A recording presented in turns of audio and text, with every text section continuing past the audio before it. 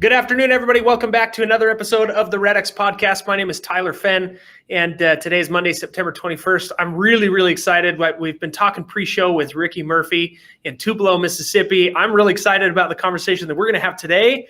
So far, the 15 minutes that we've talked already before the show started has been an awesome conversation. So I'm really excited. Now, we've got people listening on Facebook. We've got people on YouTube. We've got people on our website. So wherever you're at, if you have questions for Ricky, we're going to talk about some amazing success that he's had early in his career in real estate. If you have questions about what he's doing, how he's doing it, please make sure to get those into whatever channel you're on. Get those questions and comments in there, and I will relay those over to Ricky, and he's going to answer some questions for us. Ricky Murphy, thank you so much for being with us. I'm excited that you're here. Well, hey, man, I appreciate the invitation to come and I never pass up an opportunity to talk. So I'm glad to be here, man. That's awesome. Now, you and I obviously had a great conversation pre-show, and so I'm excited about the next 45 minutes. Right? Usually the pre-show lets me know how the real show is going to go, and today's going to go great. But why don't you tell everybody just a little bit of what you told me, right? What were you doing before real estate? How you got into real estate? How long you've been an agent? And bring us up to speed up to this point, so our listeners know a little bit more about you. Right. So I used the term in a previous life, just kind of a tongue-in-cheek thing, but I guess my previous life was in restaurant management.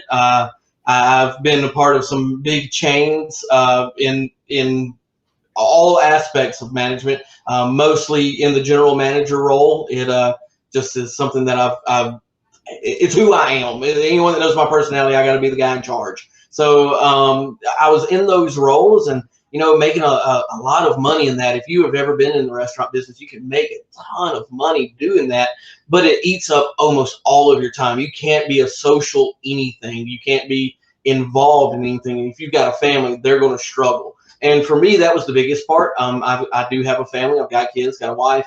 And man, there would be mornings where my alarm would go off at, say, 3:30 in the morning, and I may not be back until dark. And it just some of the craziest experiences was whenever my alarm would go off at 3:30 in the morning, I would go in, kind of get things rolling, literally walk across our parking lot and get a hotel room at a local hotel.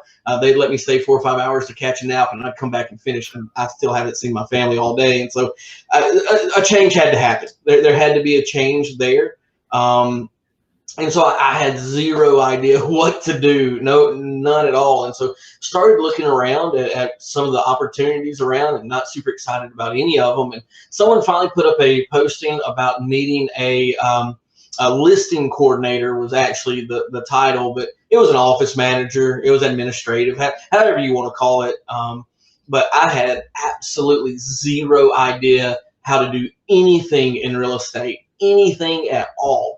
But I did know how to run an office. I knew I could organize, and then I could keep track, and I could be the what I know now as CRM guy and that kind of thing. I knew I could do those things.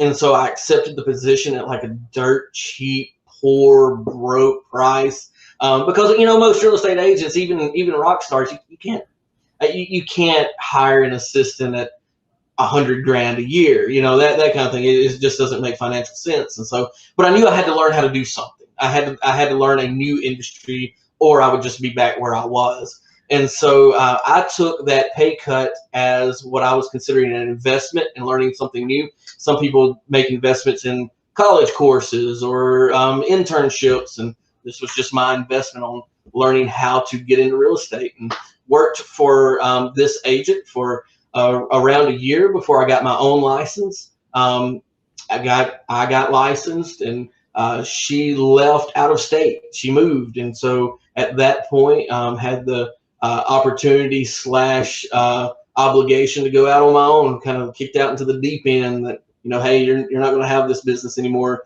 Go do it yourself. And it's one of the best kicks into the deep end I've ever had.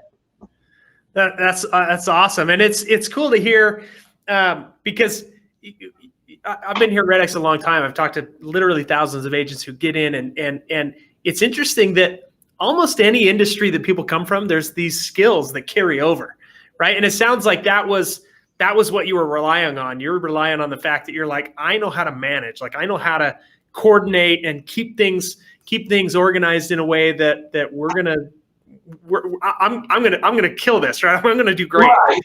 So one of the things that agents have to do once you get to a certain level, you've got to be able to track your numbers. You've got to know where you're spending dollars. Are you getting a return? Have you talked to Jane in the last month? That you've got to be able to do that while also working all the other things. And so I knew I could create and run systems. That's a word that I know that we use in real estate a lot, but it's also a food industry or hospitality industry word too, is that you create systems. And so I knew how to do that.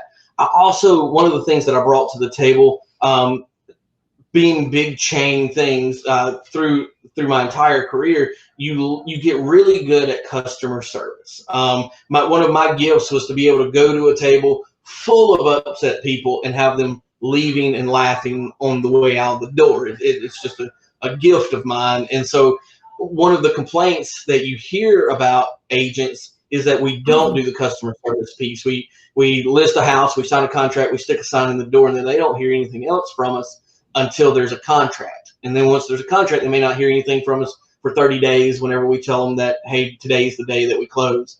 And just little pieces. I'm not suggesting that you've got to go out and do crazy things, or there's no gimmick here, but I think that people just want to know that you're genuinely interested and concerned, and there is a way to appear that way, whether you really are or not. I mean, I just having a real conversation here with people that are doing this or thinking about doing it.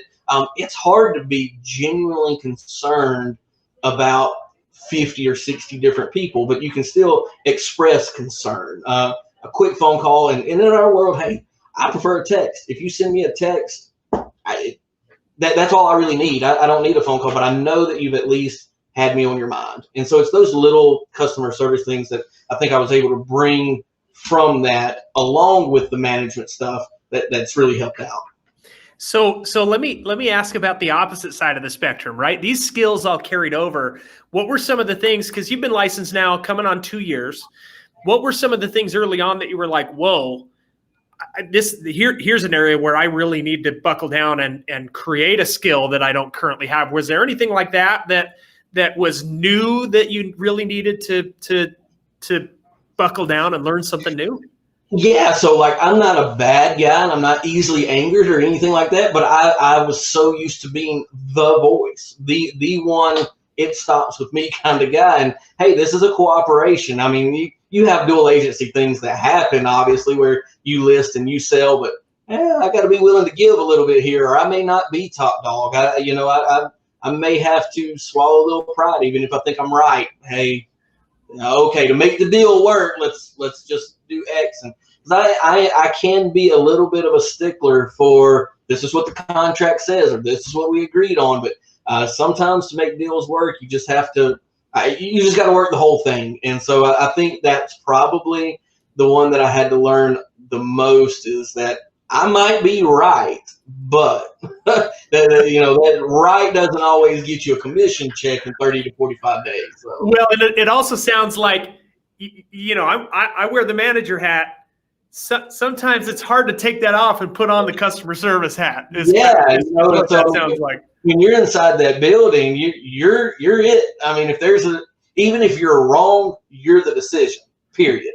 And obviously, whenever you're doing a deal, you got attorneys and lenders and brokers and the other side agent, and it's just there's a whole lot of people that's got to be considered in that. Yeah, I totally agree. Thank you. So 2020 has been really good for you, right? I mean, we're 3/4 of the way through 2020. It's been fantastic for you. You've got 36 deals closed. And then you showed me pre-show, you've got a desk behind you with a whole bunch of listings that are on there. So you haven't hit a dead end. Let's talk about that a little bit, right? I mean, you're new in the industry, 36 deals. So you're trending, 50 deals or so, 45 deals or so for the year.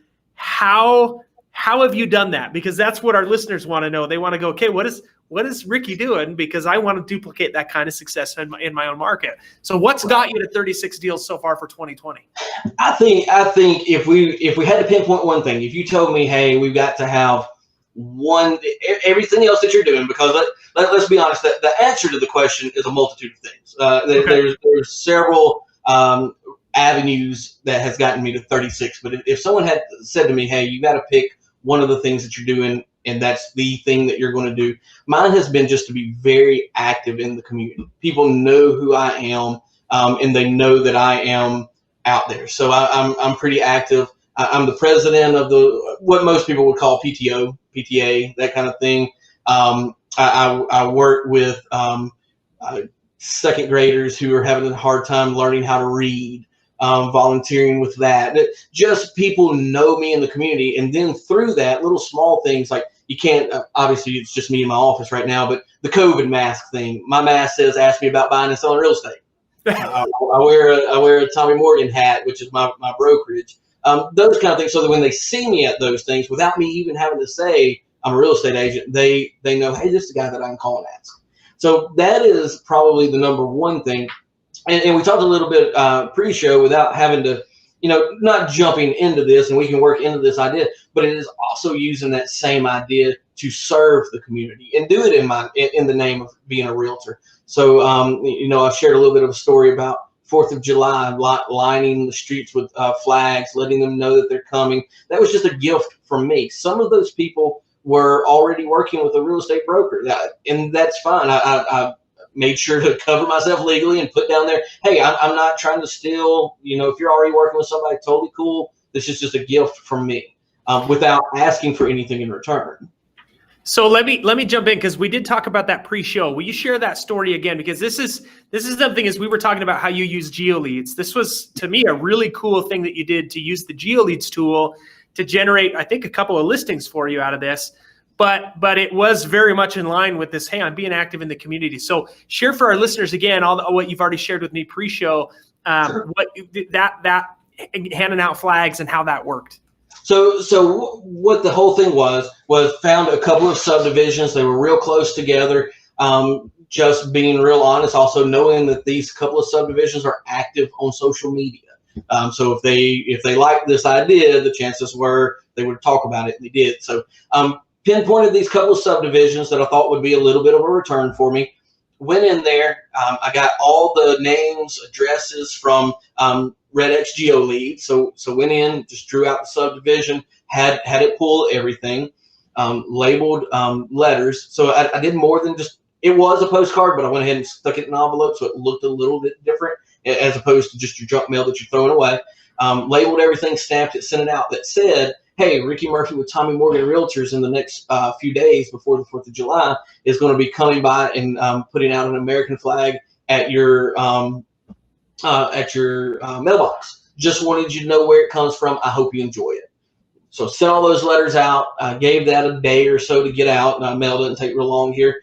And so then went out and had American flags put at everybody's mailbox, and didn't get like the little cheap ones that you see. I mean, it didn't spend a ton of money. They're not all cloth large flags, but just something that's a little bit bigger, could be seen from the highway.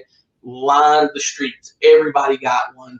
And if you take a little time, you can find those things for fairly cheap if you'll look around and put all those out. And then started seeing people on Facebook or social media, and that just different aspects. Next door was a big one that people were putting up pictures going, hey, who did this? So they either got my letter and threw it away because it looked like junk, or they just didn't really pay attention to it. But people who had gotten the letter said, hey, this is who did it, that kind of thing.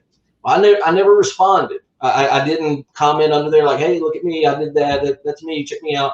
But what I did do is I made sure that I took all the phone numbers that I had pulled from my GeoLeads, and I called those people first. And I didn't mention that I saw anything that they had done. I just said, hey, wanted you to know, not everybody saw the letter, but I put those flags out. Hope that you enjoy it. Have a great 4th of July. Then I filled in everybody. Everybody got a phone call, but the ones who were commenting got the first ones, just because I kind of felt like maybe that was a little bit hotter, at least warm lead for me. Yeah. And so went through, called everybody, and that turned into a couple of listings. I've got a similar, I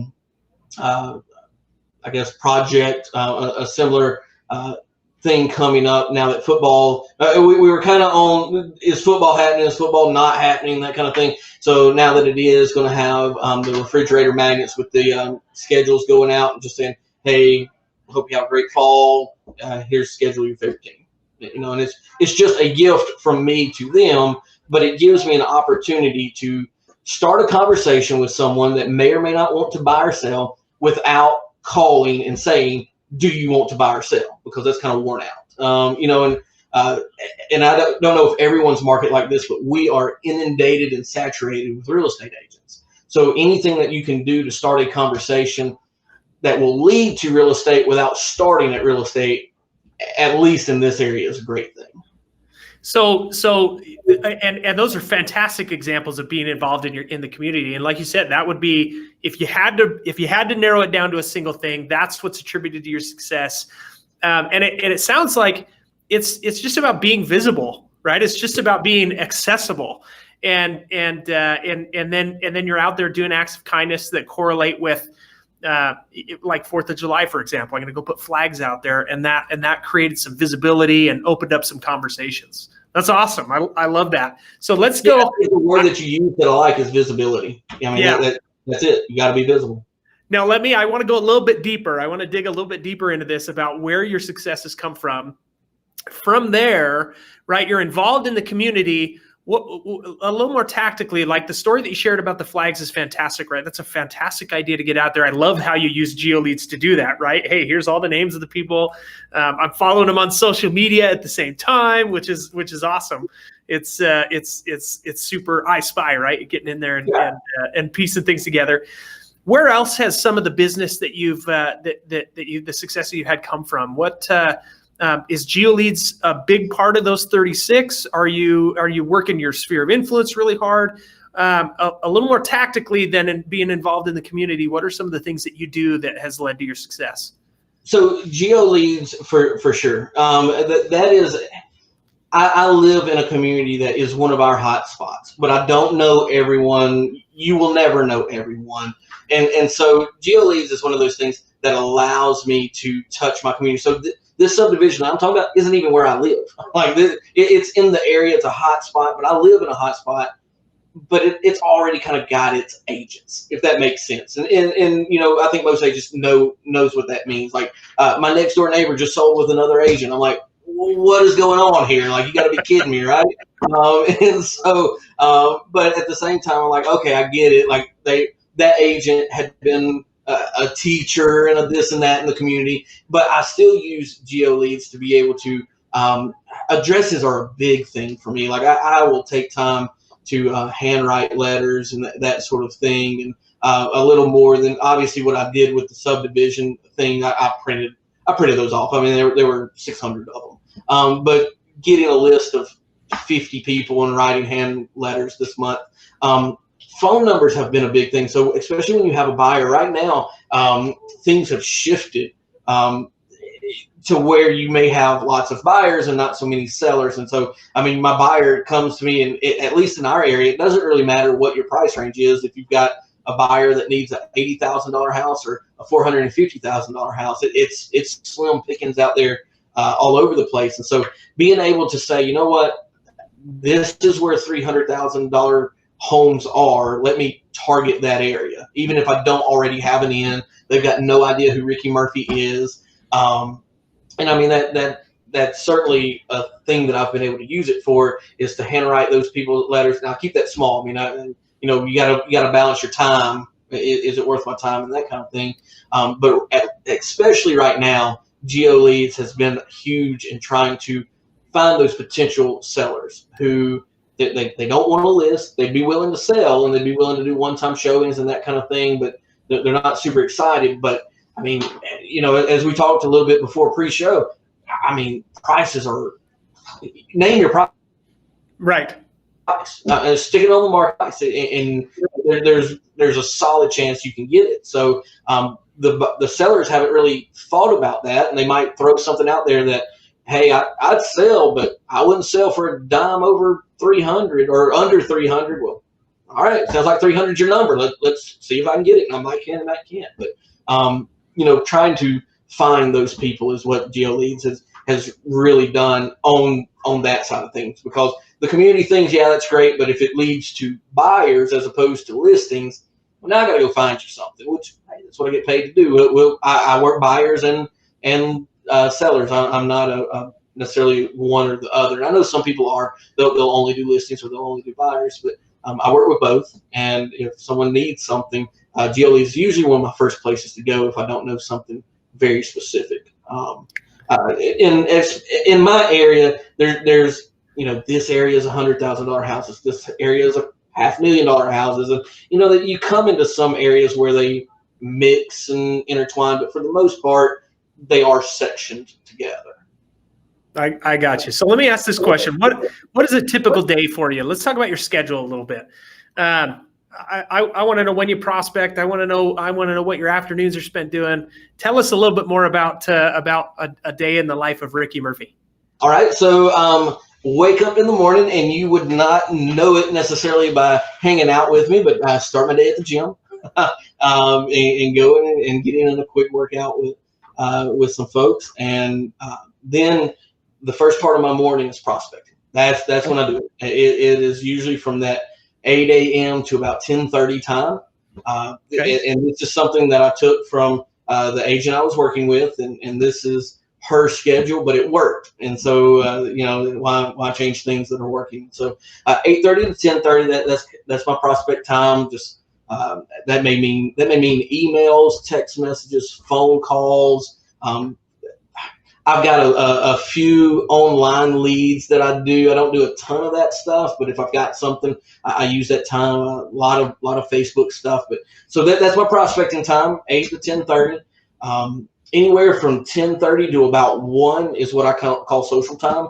And social time is, does someone, can I go meet with a new lender? Can I go meet with a new insurance guy? Do I have a new client that I could have lunch with? That I heard a great idea last week, and I'll just tell you, I'm going to completely rip this off from somebody else. It wasn't another agent, so I don't mind to say it, but he's doing Free Lunch Friday, where he's just, hey, you grab a client, let's go, let's have a conversation. So I'm going to start doing that with my lenders is, hey, man, if you've got somebody that's looking for something, lunch is on me, bring them along. Let's see if we can make a connection and grab that client or swing them my way. But I hadn't completely figured out how I'm going to use that, but I love the adage free lunch Friday. I like that. But anyway, that's my time. It is also my time where if I don't have anything social going on, that I can get caught up on the admin office stuff. I try to do something social. And that may be one of the volunteer things I've talked about, or lunch or whatever.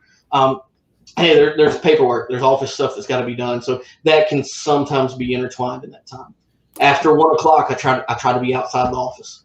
After 1, I need to be in somebody's home, either showing it or trying to list it. That is my goal, is to have appointments from 1 to 5 every day. If for some reason I can't, then it turns back into prospect time. And I continue to prospect, looking for appointments for the rest of the week there. But that's kind of what my day looks like. Now, that sounds like I'm working a 6 a.m. to 5 p.m. job, and anyone in the industry knows that your job probably starts about 5 p.m. So, I mean, I go on showings whenever, I've got kids. And so if I've got something going on at school, I'll just say, hey, let's meet later. But for the most part, if somebody, if I get a phone call right now, it's about 3 p.m. my time on the central time zone. If somebody called and said, hey, can we go at 7 o'clock tonight? Probably. Let's see if I can get it going. It goes back to that visibility piece. And I don't think that we said the word, but it also accessibility. You got to be visible and you got to be accessible. People have got to be able to get you.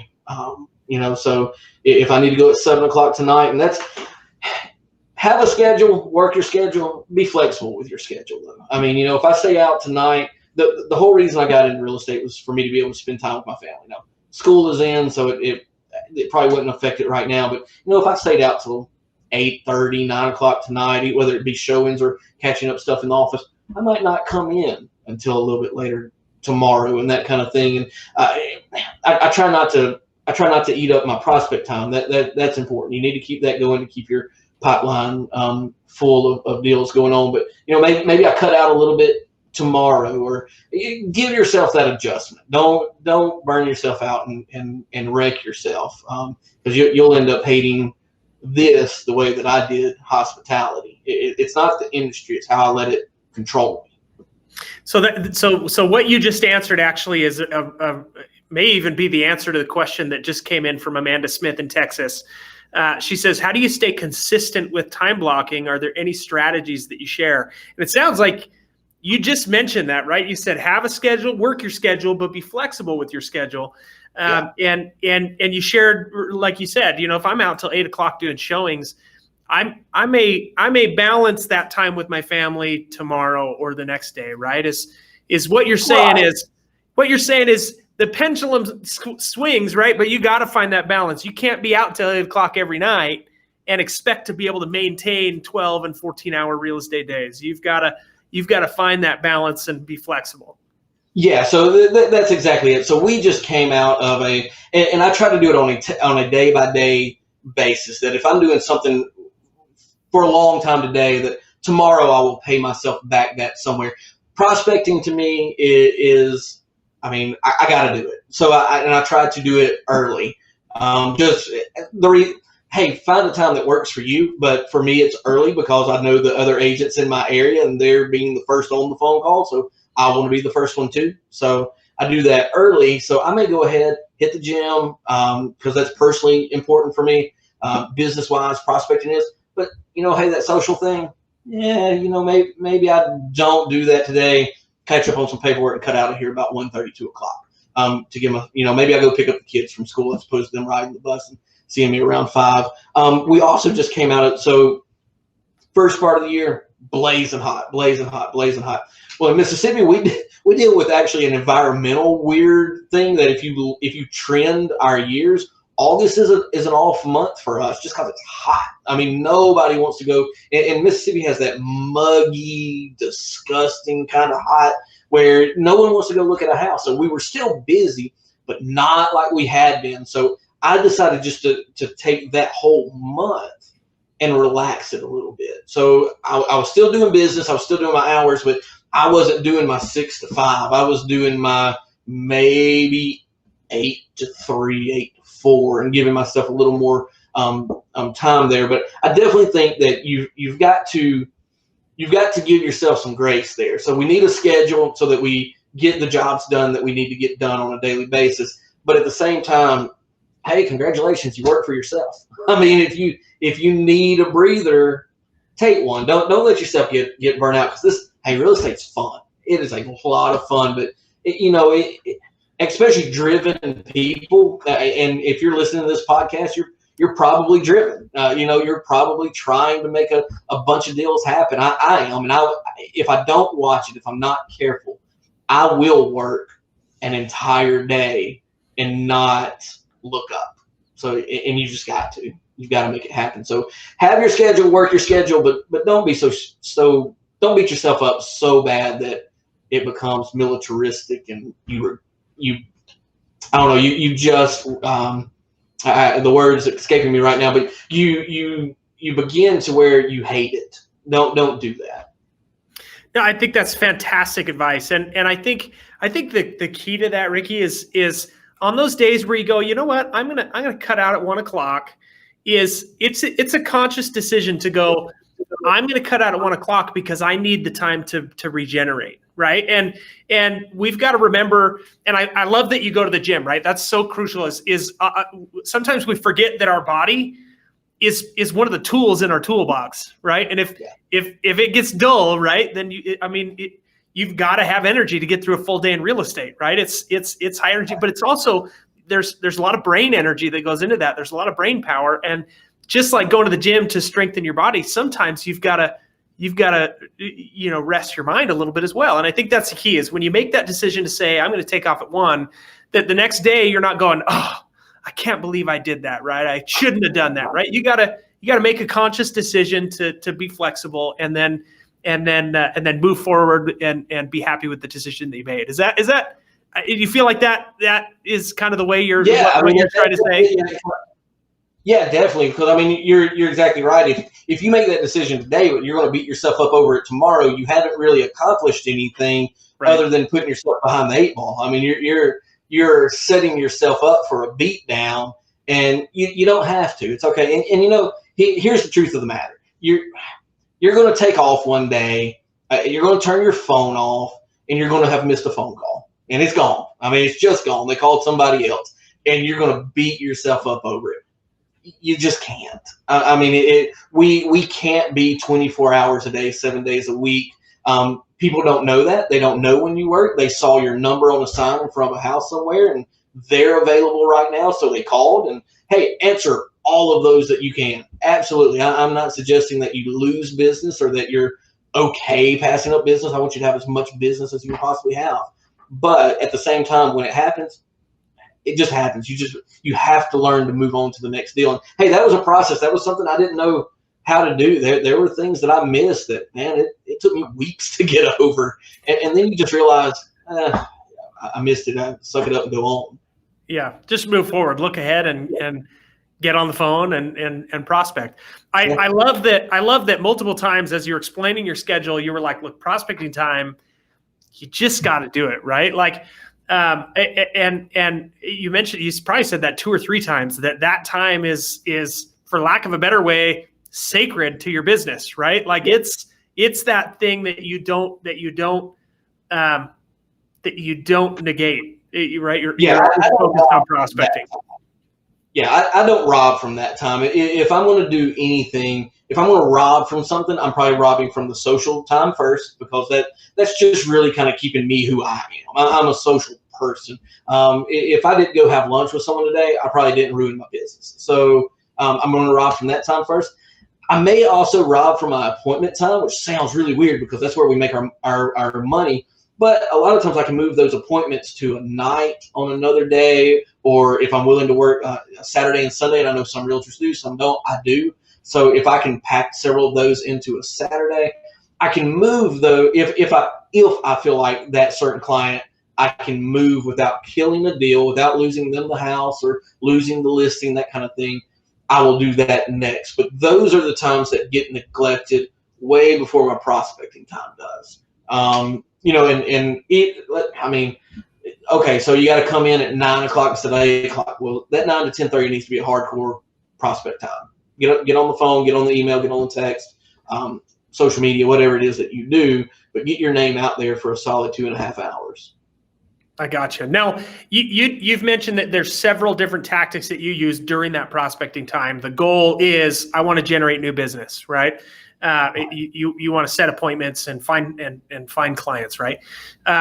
What are like your top 3 go-tos for that time, that 2 or 2.5 hours that you have every day? What are the ones that you just never skipped versus maybe some of the ones that you go, if I've got time, I'll get to that, but these are the ones that I never skipped?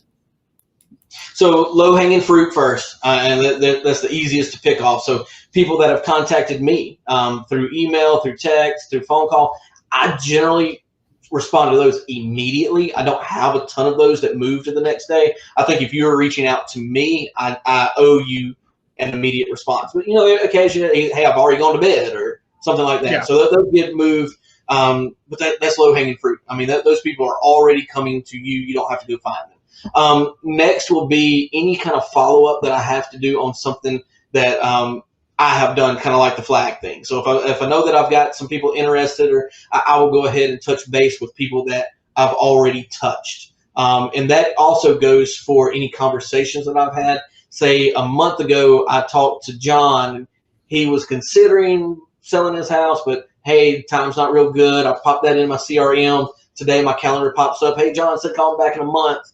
I'm gonna go him first. I'm gonna go with him because I consider that a low-hanging fruit. He's either going to say, you know what, yeah, I said a month and we're good to go. He's going to say, yeah, I need another month, and you know we'll move on. But that's not a cold conversation. That's something that he already probably half expects when I'm going to call, and at least knows what I'm calling for.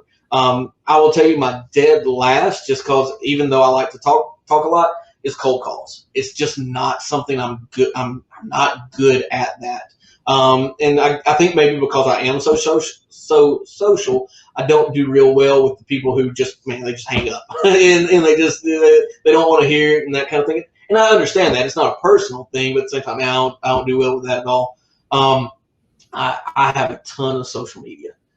So at some point in there, it's going to be when I go live and just kind of talk about real estate or talk about something. It always touches real estate. I do a lot of posts that maybe my events and my kids and that sort of thing, but any of my live stuff is probably talking about something real estate related. Most people probably don't want to see Ricky Murphy went live, pop it up, we're at the soccer field, whatever on that. But I will do that during that time. But mostly I am touching people who I've touched somewhere in the past. Now the question may be, well, how'd you touch them? You had to touch them for the first time somewhere. And so that probably came from where I did break down, and I had a buyer who wanted a house in Tupelo for $300,000. Excuse me. And so I did get on the phone and just say, hey, this is Ricky Murphy. I work over at Tommy Morgan Realtors, and I've got a client interested in your area, and I just checking with you and your neighbors to see if there's anything you'd be interested in. And you know what? Some people are going to hang up on you. Some people are going to say, how'd you get my number? And don't tell them REDX.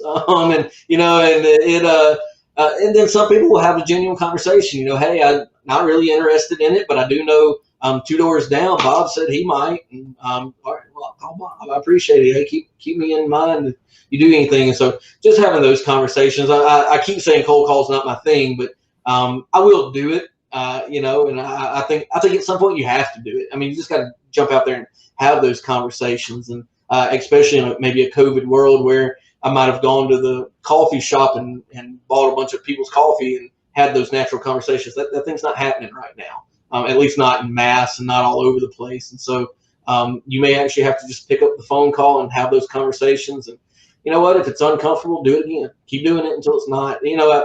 It's not my favorite thing to do, but it's not uncomfortable for me to do. Not anymore. It was at one time, but hey, call and have those conversations with people. So let me ask this question, because you mentioned, hey, I'm going to pop people in my CRM. What CRM do you use? So Mojo. I use Mojo, and I may be one of the few people who don't use Mojo Dialer, but it's for the same reason I just said. That to me wasn't something I needed because I don't do the mass phone calling. But I was comfortable with that because of who I worked with. I tried out a couple of other ones, and they were fine. I didn't find anything, but I just already knew the system. I didn't have to sit down and look through tutorials and try to figure out how to do things. I just already knew how to do it. And so I have found people that got the pros and cons and all that good stuff. And I do know with that, if you've got a dialer with it, it's probably you get a little more bang for your buck there, but it's just not something I needed, but I was comfortable with the program. So what other technologies, if any, are you using? Right, you've got a CRM, you're using REDX to generate your GeoLeads. What other solutions do you have, or are those kind of the bulk of that, and then the rest is old school? And I know you're big on social media. What else? So I was going to say that. Yeah, that may be the biggest thing, is that social media, and man, go live. Make a Facebook post or something that is you talking on video. You're going to sound funny, look funny. You're going to hate your hair.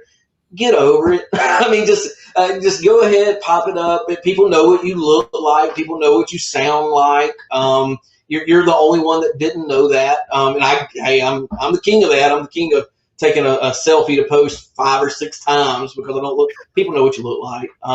But I would rather hear what you have to say. If I pull up a post and it's this long, I am not reading it. I'm just not. I'm going to read the first few words. I'm going to glance through. I'm going to check the bottom, and I'm out. But if you got the chance to go live, hey, I'm here at this house. It's such and such subdivision. Hey, throw your needs out there. That's one of the things that I've done a lot lately. Is just throwing that broad net out there. I've got a good many people on my Facebook, so I've got a lot of eyes looking, and I'll just pop up my phone and just say, hey, Nettleton, Mississippi, I've got someone looking for an $85,000 one-story house. Anybody know anything? Let me know. And then I turn it off. And man, that thing's sitting out there for a while. You can boost it if you want to. You don't have to do all that. You don't even have to spend money to do that if you don't want to. But it's original content that is you. People see you working. They hear you. And whenever they think real estate, they're going to remember, hey, I think he sells real estate. I'm going to call him. I love that. Now we've got another question from Amanda Smith. She says, how did you keep, and this is such a great question. She says, how did you keep your momentum up as far as prospecting before the transactions started coming in? So I'm assuming she's talking about early in your business. What did you do to stay motivated and keep prospecting and keep doing things until the commission checks started coming in? Yeah, so that's a great question. So this won't be my answer, but I'm going to throw this out here. My real answer is I had a family. I didn't have the option of missing a check. I didn't leave. I was able to leave my previous job, so I had put away a little bit of money. Not a lot, not anything that'd be super impressive, but enough that, hey, we're not going to go hungry, but you're going to have to go to work. You're going to have to do it. So there was a little bit of have to in that. So that was one motivator where, hey, I can't let up. Another thing that just really pushes me to do that is just that natural part of me that needs to be in charge. So I'm not in charge, right? Like I don't own the brokerage. The client kind of runs the show for the most part with me setting some boundaries usually. I'm not the guy in charge. So if I can't be the guy in charge, I at least want to be the guy on top. I want to be the top guy. And so we regularly, at least in my brokerage, we make a big deal out of your top listers, top sellers, top producers. I've got a goal sheet right in front of me. Like I said, I'm moving offices, so it's not super impressive behind me, but it's my goals for 2020. And one is to finish top 10 in my brokerage. We're the #1 brokerage in North Mississippi. And hey, I want to be in the top 10 of those guys. And some of those have been doing it 10, 15, 20 years. And so I want to work my way into it. So one was I had a family that had no choice. We got to have a home. We've got bills. And another one was just challenging myself to be among the top. Now, there's going to be people listening who they don't have an office of 60 people. They've got an office of themselves or 2 or 3. I would say find a way to challenge yourself and let it be a stretch, but not impossible. You don't want an impossible goal where you're just beat down whenever it doesn't happen because it was impossible. Top 10 is very doable for me. I'm currently in the top 10, but one lax month and now I'm 13 or 14. I could easily be overtaken where I am right now, so I can't let up. But I have that just right in front of this probably doesn't look real good on a video right now, but I'm going to grab it. And it's just my little sheet, and I think it's probably backwards. I don't know if you guys can read that or not, but it's 6 million in sales, reading 12 books, taking 2 vacations, losing 40 pounds. We won't worry about that. And top 10. And so this is literally in front of my face, where I see that every day in my office. I love that. And so when I see that top 10, I know how easy it would be for me to lose my spot right now. I love the competitive nature, right? I love the desire to, I want to be the best. And I love what you said, right? I mean, this is viral meme material, right? You said, if I can't be in charge, I'm going to be on top, right? If I can't be the boss, I'm still going to be the top producing agent. And what a fantastic way to look at things. I think that's fantastic. Ricky, we're bumping up to the end of our time here, but this has been fantastic. This has been cool. Is it? I know it goes by fast, right? It's been awesome to hear how the foundation for the way you run your business. I love the competitive nature, and some of the things you've taught us have been fantastic. So thank you so much for taking time out of your busy day. Thank you to all of our listeners who've been with us. We do this every Monday, Wednesday, nearly every Monday, Wednesday, and Friday at 1:30 Mountain Time. So if this is your first podcast that you're listening to, make sure you're subscribed to the updates. Go to theredx.com, click on the podcast link, and you'll be given an option to subscribe. That way you can get the updates and things about this podcast, because we do it regularly. We want to make sure that you're in the know about what's happening on this podcast, because we try to provide great material. We try to have great guests like Ricky who can come in and say, this is what I'm doing. This is what I do. Here's how I'm doing it, so that others can take to their own markets, their own to their own business, and do the same thing. So Ricky, thank you so much for being with us. If you'll hang tight with me for a few more minutes after the show, we'll chat for a few more minutes. But thank you for taking your time out of your day to be with us. I appreciate the invitation, man. This was a blast. Thanks so much. You're absolutely welcome. Thank you, everybody. We'll see you here in a couple of days at 1:30 Mountain Time on Wednesday.